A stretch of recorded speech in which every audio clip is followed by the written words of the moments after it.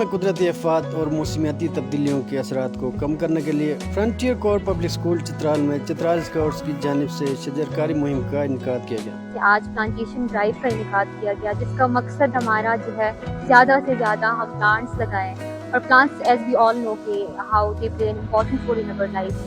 اگر ہم چترال کو دیکھیں پچھلے دنوں اور پچھلے سالوں اور ابھی اتنا ہمارا گلوبل وارمنگ آیا ہے، کتنے فلڈز آ رہے ہیں، سو دس از ہاؤ ہم کیسے ان چیزوں کو اوور کم کر سکتے ہیں، ہم زیادہ سے زیادہ پلانٹ لگا سکتے ہیں، جس کے لیے ایف سی پلیس نے یہ پلانٹیشن ڈرائیو کا انعقاد کیا ہے۔ اس مہم میں commandant Chitral scouts Muhammad Bilal Javed, D Q Chitral scouts major Muzaffar, major Walid, principal F C P S Chitral Haider Ahmed, school کے اساتذہ اور طلبہ طالبات نے بڑی تعداد میں شرکت کی۔ اسکول کے طالبات نے پودے لگائے اور اس کی اہمیت کے بارے میں بھی آگاہی دی۔ دنیا کے لیے ایک چیلنج ہے، ہم اس طرح کی شجرکاری سے قدرتی آفات، سیلاب اور ایسے ہی جو خطرات ہیں ان کو کم کر سکتے ہیں۔ چترال ایک ڈیزاسٹر پرون ایریا ہے، اس طرح کے شجرکاری مہم سے ہم سیلاب اور دوسرے قدرتی آفات کو کم کر سکتے ہیں۔ چترال میں اس طرح کی مہمات سے قدرتی آفات کے نتیجے میں ہونے والی تباہی کو سے کم کیا جا سکتا ہے، وہیں پہ ماحول کی آلودگی اور گلوبل وارمنگ کے اثرات سے بھی بچا جا سکتا ہے۔